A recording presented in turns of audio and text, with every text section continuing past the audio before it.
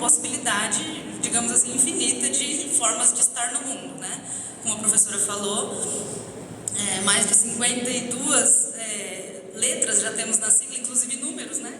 Tem o número 2, por conta da questão de dois espíritos e tal, uma representatividade das questões dos povos originários da América do Sul e da América do Norte. Mas assim, eu gosto de colocar essa sigla enquanto para fazer também uma referência às questões jurídicas, né? Para trazer para a questão jurídica. Bom, no Brasil, juridicamente, o que a gente tem, né, de garantia de direitos da população LGBT e principalmente voltada à saúde, seriam as garantias constitucionais, que eu coloquei ali os artigos da Constituição, artigo 6º e 196, que vão falar especificamente sobre a questão dos direitos à saúde, de uma forma geral, é uma saúde para todos, né? E é dever do Estado. Isso é tão importante porque muitas vezes a gente percebe as políticas como sendo algo dado pelos políticos, né? Aquilo que os políticos fazem a campanha e dizem eu vou dar, eu vou fazer, eu vou... Não tem que ser dado, tem que ser feito porque é um dever. Então, se há uma legislação e se há necessidade de que a população seja atendida, o governo que está ali naquele momento, durante aquele período, na gestão do Estado brasileiro, tem o dever de fazer. Não é um favor, né? Não é uma opção do gestor, é uma obrigação. Pode passar. No Brasil, só temos uma legislação federal que menciona a existência de pessoa LGBT. No caso, é a Lei Maria da Penha, no âmbito federal, né, digamos. É a única legislação até hoje aprovada pelo Congresso Nacional que menciona a existência. Então, dentro dos marcos jurídicos brasileiros, nós não temos o reconhecimento da existência das pessoas LGBT. Temos ali na Lei Maria da Penha, no artigo 2º, a questão de falar da orientação sexual. Na legislação é a única forma que menciona tangencialmente a existência de mulheres lésbicas e bissexuais. Nem as mulheres trans e travestis estão ali abarcadas no texto da lei, né? Temos aí entendimentos de tribunais dizendo que a Lei Maria da Penha deve ser aplicada também nos casos de violência contra mulheres trans e travestis e em alguns casos também violência contra homens trans, por conta da violência ser direcionada ao corpo, né? Muitas vezes é uma violência de gênero que é direcionada àquele corpo físico e não necessariamente à identidade. E muitas vezes a violência contra o homem trans é justamente porque ele está, digamos assim, não atendendo às expectativas do que a sociedade tem de um corpo que possui vulva vagina, né? Então, a Lei Maria da Penha também pode ser aplicada nesse sentido. E isso é um debate que a gente tem que fazer dentro dos sistemas de saúde também sobre violência sexual, né? Há o acolhimento para pessoas vítimas de violência sexual, principalmente LGBTs, no caso mulheres trans, travestis e homens trans, tem que ser diferenciado de uma forma por uma necessidade de olhar de uma outra maneira para essas situações.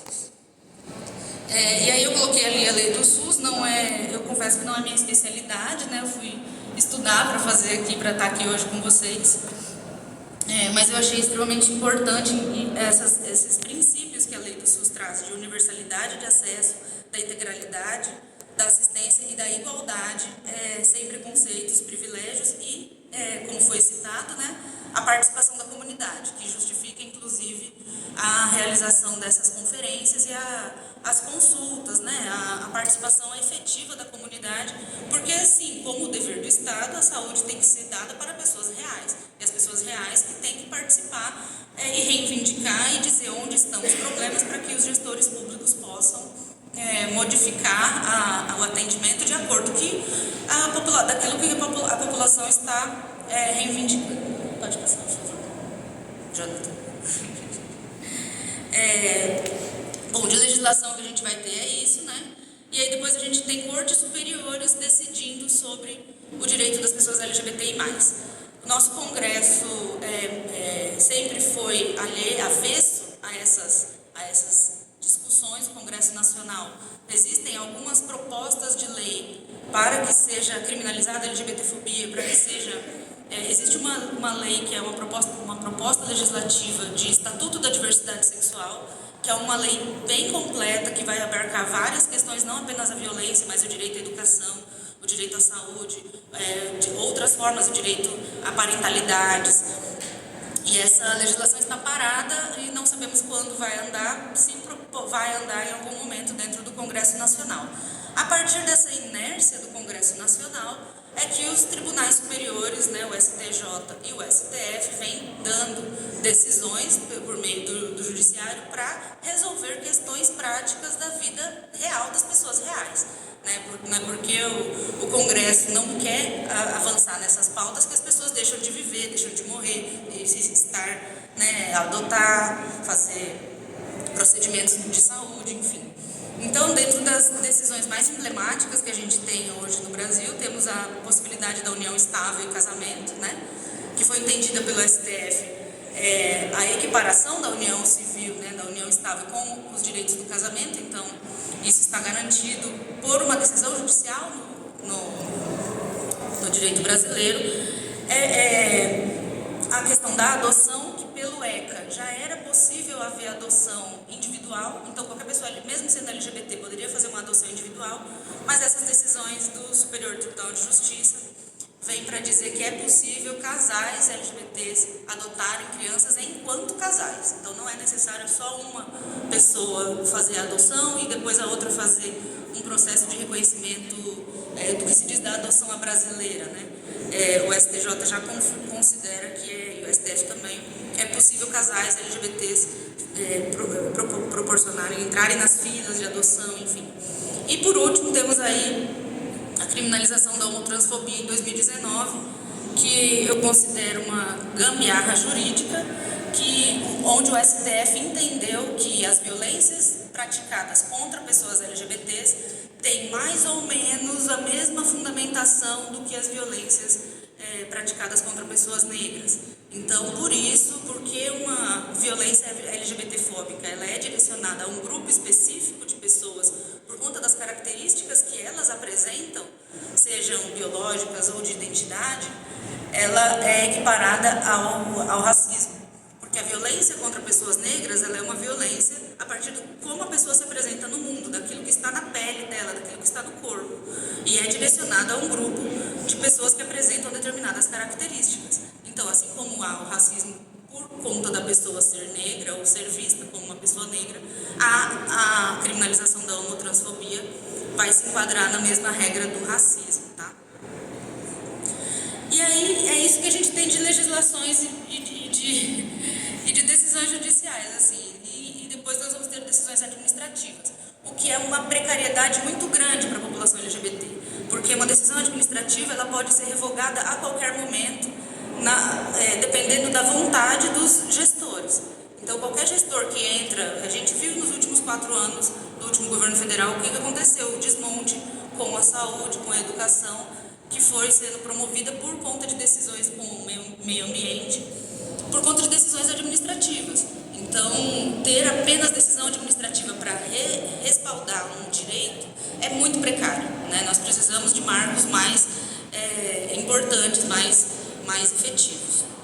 Mas as decisões administrativas emblemáticas sobre a população LGBT que a gente vai ter, vai ser a possibilidade de cirurgias pelo SUS, cobertas pelo SUS, que foi em 2008, foi um avanço assim, significativo, né? Essa permissão, essa obrigatoriedade do SUS realizar, cobrir essas cirurgias. Oi? Então, aí é uma decisão dos gestores de investir, né, de ter dotação orçamentária, de ter contrato de empresas ou mesmo contratação de pessoal especializado para implementar, né, essas decisões administrativas, esses planos, né, o Plano Nacional de Saúde. Então, é essa cobrança que a gente tem que fazer, né?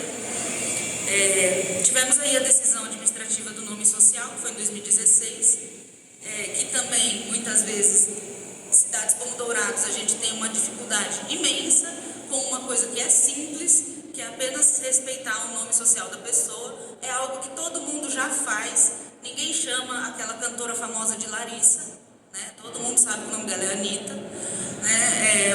Aquele cantor famoso Gustavo Lima, ele tem um nome social também. Eu não sei se todo mundo sabe o nome de registro dele, mas não é Gustavo. Então as pessoas, a gente já usa nome social para pessoas heterossexígenas. Por que a gente tem essa barreira tão grande nos serviços públicos com o uso do nome social, e mesmo sem ser serviço público, na vida cotidiana mesmo? Se a pessoa se apresenta com um nome para você, você vai chamar ela pelo nome. Se você é um gestor público que tem a obrigação de preencher um formulário, o formulário tem que prever lá o campo do nome social. Se não está previsto, o próprio funcionário, o próprio servidor tem que fazer uma conversa com a gestão. A resposta não tem que ser, não tem campo, não vou usar. A resposta tem que ser, eu vou colocar aqui do lado, ou vou colocar aqui na rodapé da página, ou na parte de trás, de preferência bem pequenininho, o nome de registro, e deixar o nome social em evidência. E fazer uma conversa com a gestão, e fazer uma conversa com quem é o responsável. Assim como foi feito ano passado, ano retrasado, se eu não me engano, Jonathan, sobre o campo para registrar boletim de ocorrência, né, na Polícia Civil. Então, no sistema da Polícia Civil, porque muitas vezes a gente chegava na delegacia com pessoas vítimas de LGBTfobia e o próprio atendente ali da delegacia dizia que não poderia registrar uma violência LGBTfóbica, mesmo tendo já a autorização do STF, porque não tinha um campo no sistema. Não é, mas quem que manda na realidade? É o sistema que manda na realidade das pessoas, ou são as pessoas que fazem o sistema? Algum ser humano sentou em algum computador e desenhou esse sistema, e desenvolveu esse sistema a mando de alguém, né? O desenvolvedor também não fez da cabeça dele. Então as pessoas os sistemas podem se modificar para se adequar à realidade. Então, se não tem o campo do nome social no formulário X ou Y, lá da área da saúde, a pessoa que está no sistema de saúde também tem o dever de fazer essa cobrança interna dentro da gestão. Olha, por que eu não posso? Por que eu que tenho que... E é um descaso com o servidor da saúde também. Por que é o servidor da saúde que tem que passar pelo constrangimento de constranger uma pessoa, sendo que o erro é do sistema, né? Ou do gestor, enfim. E, continuando, em 2018 tivemos uma resolução do Conselho Nacional de Justiça sobre a retificação do nome civil das pessoas trans, travestis, não binárias, para fazer o registro da certidão. A gente, enquanto ONG, tivemos uma demanda muito grande sobre esse pedido de retificações de nome na certidão de nascimento. Porque muitas vezes a justificativa para não respeitar o nome social é essa: mas o nome do registro é esse. Bom, se esse é o problema, vamos mudar o nome de registro. E aí nós fizemos um levantamento, e para pessoas procederem à mudança do registro aqui em Dourados, ela vai despender em média 4 a 5 meses de tempo de procedimentos, e em cartórios, certidões e tal, e em média 400 a 500 reais. A professora Bruna estava falando aqui, a Cláudia, né, também, 90% das pessoas trans, travestis, não binárias não estão no mercado formal de trabalho. Quando essas pessoas vão ter 4 meses de tempo para ir em cartório, ir não sei aonde, ir nos órgãos administrativos para tirar certidões, e 500 reais assim à vista para pagar, para fazer a retificação. Isso é só da certidão de nascimento. Porque depois que retifica a certidão de nascimento, você tem que ir atrás de retificar todos os outros documentos. A identidade, o CPF, o RG, o cartão SUS, né, por exemplo, o título de eleitor, enfim. Então, nós temos aí um tipo de política que não acolhe a demanda, né, da sociedade. Ela, na verdade, ela impede. E aí nós, enquanto ONG, temos um projeto de isenção, né, de tentar uma tentativa com o governo municipal, o governo estadual, de isenção de algumas taxas ou de alguma forma de outro tipo de financiamento, né, para pagamento dessas taxas, para conseguir fazer a retificação de nome de pessoas trans, travestis, principalmente as que estão em situação de vulnerabilidade, né? Porque também traz, mesmo a pessoa às vezes até tenta ir, né, procurar emprego e tal, e aí ela acaba sendo barrada. Porque, como é que eu vou procurar emprego se a minha carteira de trabalho não está com o nome retificado? Aí a pessoa nem sai de casa mais. Porque fala, nem vou, porque eu já sei que eu vou passar por uma violência. Como é que eu vou mandar um currículo? com o nome social, vou ter que mandar o currículo com, né? São impedimentos que a gente vai falando, nossa, mas por que essa pessoa está sofrendo tanto? Ou por que essa pessoa é tão agressiva? Que é o que acontece muitas vezes, quando a pessoa sai de casa, ela já sai pronta para lutar, né? Que é o que acontece muitas vezes com mulheres negras. Ai, mas é muito agressiva. Ué, mas todo dia eu tenho que lutar, eu tenho que ser agressiva, né? Não tem jeito.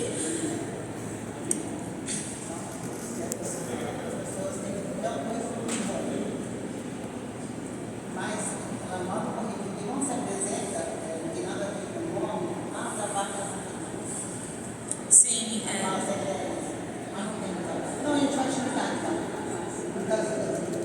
a Cláudia está falando aqui, às vezes a pessoa, o currículo dela é ótimo, ela manda o currículo, é chamada para vaga, quando ela se apresenta, aí a vaga some, não existe mais, vamos ver, vamos pensar, a gente te liga, por conta da apresentação da pessoa, né? E aí, muitas vezes assim, eu já vi relatos, por exemplo, de pessoas que conseguiram entrar, conseguiram a vaga, conseguiram ter uma carteira de registrada, por exemplo, e aí dentro do serviço ela não poderia usar o nome social, tinha que usar o nome de registro. E aí eu, né, na minha ânsia, vamos entrar com boletim de ocorrência, se é LGBTfobia, essa empresa tem que fazer. Não, eu prefiro assim porque pelo menos eu tenho um salário.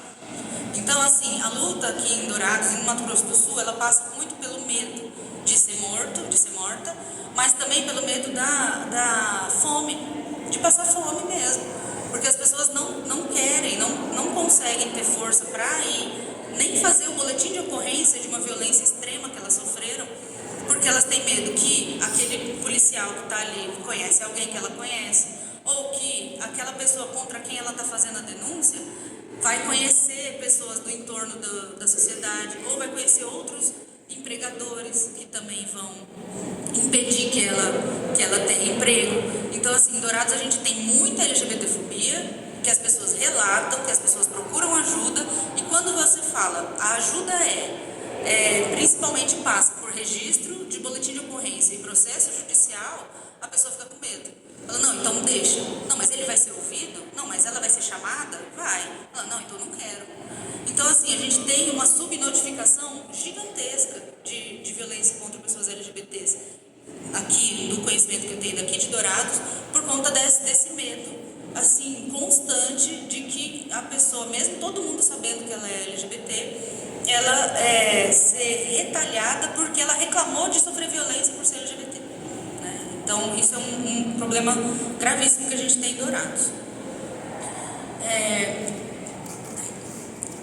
Aí eu coloquei um pouco a Política Nacional de Saúde, que eu fui ler, né? Eu falei, não conheço, vou ler, que eu vou lá fazer palestra. Aí fui lendo, e aí eu fui vendo quanto que não é algo como eu imaginava, né? A saúde da pessoa LGBT, porque a pessoa LGBT é diferente, então tem que ter um atendimento diferente. Não, no corpo das pessoas LGBT é o mesmo corpo das pessoas hétero e cisgênero, né? É o corpo biológico, a biologia ali, a não ser as pessoas intersexo, que realmente tem, né? Mas enfim, a dificuldade maior, pelo menos pelo que eu vi ali na política, é justamente por causa da violência. Então é porque a pessoa está fragilizada, é porque a pessoa não vai no atendimento de saúde, porque ela foi uma vez, foi violentada, foi duas vezes, foi violentada. Ela não vai a terceira vez. Ela vai procurar o sistema de saúde, porque ela sabe que ali ela vai sofrer violência, para que ela vai lá? Então, o atendimento à saúde das pessoas LGBTs tem a ver com a LGBTfobia, tem a ver com a expectativa, como a professora bem falou, a expectativa que pessoas que não te conhecem têm daquele corpo exercer o papel que elas acham que você tem que exercer. Aí eu fico pensando, por isso que na família muitas vezes o acolhimento é importante, porque a gente se conhece dentro da família. Então a gente espera que as pessoas que conhecem a gente, porque ser LGBT é uma das facetas só da nossa vida, né? A gente é muitas outras coisas, né? Então as pessoas que te conhecem ali no dia a dia da sua família, você espera que ela vá valorizar esses outros aspectos também da sua identidade, né? E não te limitar apenas àquilo que é a sua orientação sexual ou a sua identidade de gênero. Mas uma pessoa externa que não tem nada a ver com a sua vida, que não sabe, uma pessoa que você nunca nem falou, nunca falaria se não tivesse que encontrar num sistema público, e essa pessoa está esperando que você seja alguém que ela inventou da cabeça dela, que ela quer que você seja, sabe? Se você começa a pensar, é um absurdo tão grande que você fala, meu Deus, realmente, por quê, né? Aí é para isso que tem esses momentos também, para a gente repensar as nossas práticas. Por que eu estou esperando que essa pessoa tenha um comportamento assim ou assado? Isso acontece muito com as pessoas não binárias, né? A gente estava falando da sigla, agora tem o N. Ai, mas o que é o N? Nunca ouvi falar do N. N são pessoas não binárias, são pessoas que têm uma identidade de gênero que não se enquadra naquilo que é esperado das mulheres ou do feminino e daquilo que é esperado dos homens ou do masculino. Elas não se enquadram nessas duas caixinhas de gênero. Elas não querem, sabe, não se sentem à vontade. Então, os não binários bugam, inclusive o judiciário, porque as normativas que a gente tem dentro do registro, por exemplo, de nomes, né, da retificação de nomes, está dizendo transexuais e travestis. Aí não coloca os não binários. Aí agora estamos tendo várias pessoas não binárias, principalmente muito jovens, né? A juventude está vindo muito com essa proposta da não binaridade.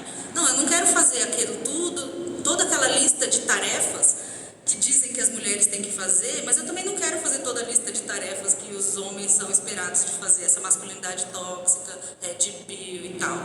Eu quero, né, eu quero ser essa pessoa que eu sou, eu tenho um nome que eu não sou nem homem nem mulher, eu sou uma pessoa não binária e quero viver assim, eu sou um ser humano, tenho que ser respeitado por isso, enfim. Aí a pessoa vai tentar mudar o nome e colocar na certidão não binária, aí o cartório vai dizer, não tem esse campo. Só tem a caixinha sexo, feminino, masculino. E aí a gente vai lutando. O sistema que tem que se modificar para atender a população. Não é a população que tem que se modificar para atender o sistema, sabe?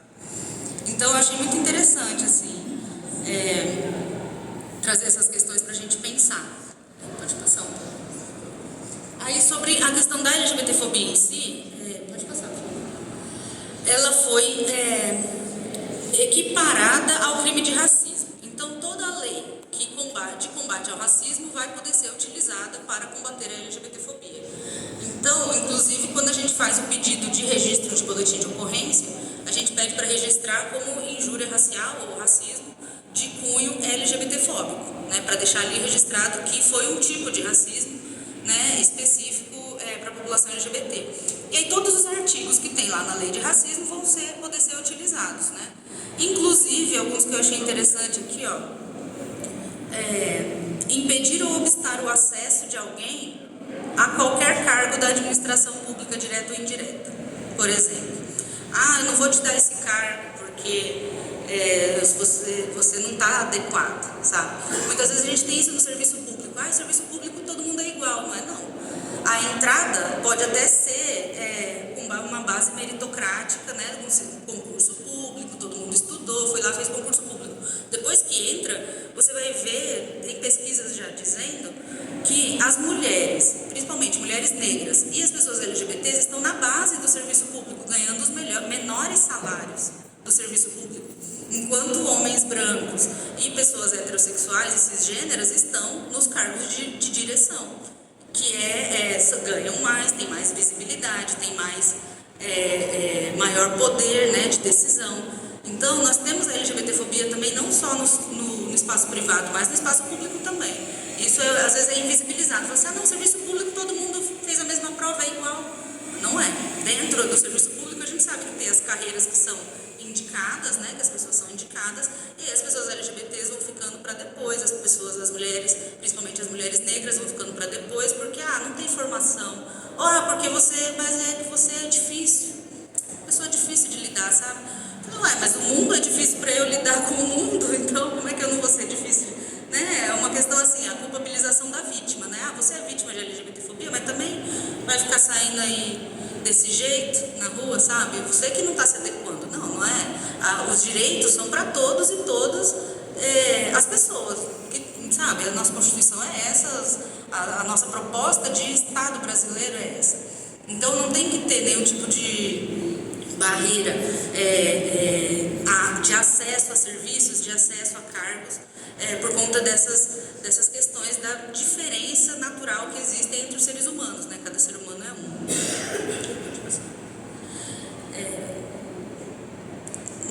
Como eu disse, né? Todos os artigos da lei de racismo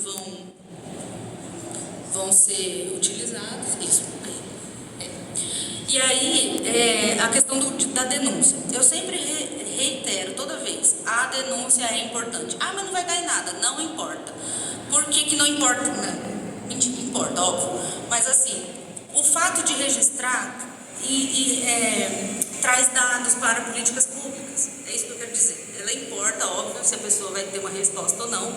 Mas mesmo que não tenha uma resposta, o registro do boletim de ocorrência, o registro lá no Disque 100, o registro no 180 é importante, porque isso vai dar para os gestores e principalmente para os movimentos sociais poderem dados para poder cobrar. A gente estava falando de dados, né, professora Bruna estava falando de dados aqui, como que é difícil ter dados sobre a população LGBT. E dentro do judiciário também. Nós temos uma subnotificação gigantesca por causa desse tipo de medo.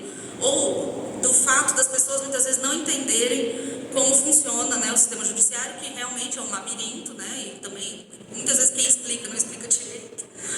Então realmente é meio complicado. Mas é importante fazer o boletim de ocorrência, é importante fazer a denúncia, mesmo que aquela denúncia fique parada naquele momento. Em algum momento, algum movimento social vai pedir, algum gestor mais aliado à causa vai falar, mas peraí, quantas pessoas já fizeram o registro dessa denúncia aqui? Mas porque eu trabalhando na UFGD, eu trabalhava na ouvidoria uma época. Então muitas vezes a gente atendia muitas alunas ali, principalmente vítimas de assédio dentro do ambiente universitário, relatavam, eu ficava ali horas, que aconteceu isso, aconteceu aquilo e tal. Vamos registrar? Ai, tenho medo. Registra anônimo, mesmo que seja anônimo, sabe? Mesmo que peça lá nos sistemas lá da ouvidoria, tem uma forma de você pedir para ter a sua identidade resguardada. Na ouvidoria do SUS a mesma coisa. Tem como você fazer o registro pelo sistema, nem precisa ir em lugar nenhum, você pode fazer pela internet e fazer o pedido para a sua identificação ser resguardada. Por quê? Em algum momento alguém vai pedir. Por exemplo, teve uma vez que a própria Controladoria Geral da União pediu para todas as universidades: quantos registros de denúncia de assédio contra mulheres você tem dentro da universidade? Aí a gente respondeu, mas a gente vai dizer o número de atendimentos ou a gente vai dizer o número de registros? Então a gente informamos os dois, porque era infinitamente, inferior o número de registros do número de atendimentos. Quase toda semana a gente atendia alguém. Só que aí o gestor, na hora de fazer a política pública, vai dizer: mas não tem denúncia. Então como é que a gente vai fazer a política pública? Esse problema não existe. A gente sofreu um pouco isso com o ambulatório trans lá em Campo Grande, né, recentemente. Vamos fechar o ambulatório porque não tem demanda.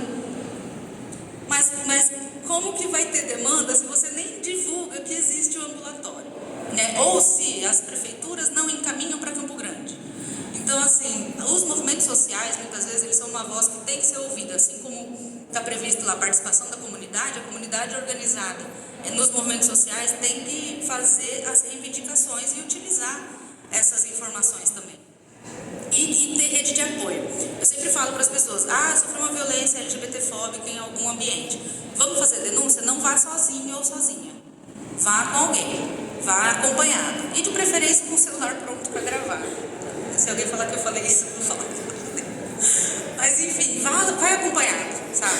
Porque a gente sabe que quando a gente está acompanhado, quando a gente está com os nossos, quando a gente está com uma rede de apoio, assim como tão bonita a amizade, né, entre vocês, a Cláudia e a Aurenita, a gente tem que ter essas amizades, seja de pessoas da própria comunidade, seja de aliados, para a gente poder se apoiar, né? Para a gente poder ter essa força em conjunto. A gente está numa cidade que é considerada uma cidade média, porém tem um dia a dia de cidade pequena, né? Que todo mundo se conhece. Dourado só tem 3 pessoas, eu, você e alguém que a gente conhece. Então, isso vem para pessoas LGBTs que já sofri dentro da família, já sofri dentro da escola. O pessoal da minha escola sabe onde eu trabalho. O pessoal do meu trabalho sabe onde eu frequentava, a igreja que eu frequentava. As pessoas se conhecem. Então, a gente que é da comunidade LGBT, a gente tem que estar junto com nossos aliados, né? E não ficar sozinha.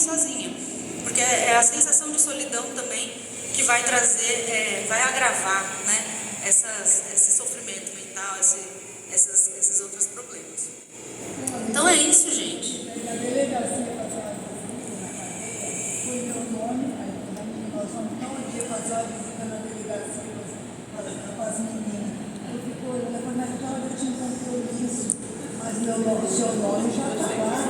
Mas amigo é amigo, né? né? Sim. Mulher quer. Sim, tem que ir e entrar nesses ambientes, muitas vezes pra gente dar gatilhos, né? Ali no presídio mesmo, quando a gente vai visitar, fazer as visitas com as trans, com travestis que estão no presídio, é bem, assim, bem complicado, assim, a situação que elas passam e tal. E, assim, da precariedade dos ambientes, né? Inclusive, assim como na saúde, eu acredito também, há uma dificuldade muito grande dos profissionais de saúde também de prestarem um serviço adequado por conta da falta de estrutura, da falta de financiamento, da falta de orçamento. Então, muitas vezes não é nem que a pessoa não tenha uma conscientização, mas ela está tão atarefada com outras questões, ela está com um problema que o banheiro está vazando. Então, assim, chega uma pessoa trans ali, chega uma pessoa LGBT, aí acaba sendo tratado de uma forma, assim, que não é adequada, porque aquele profissional também está sobrecarregada, né?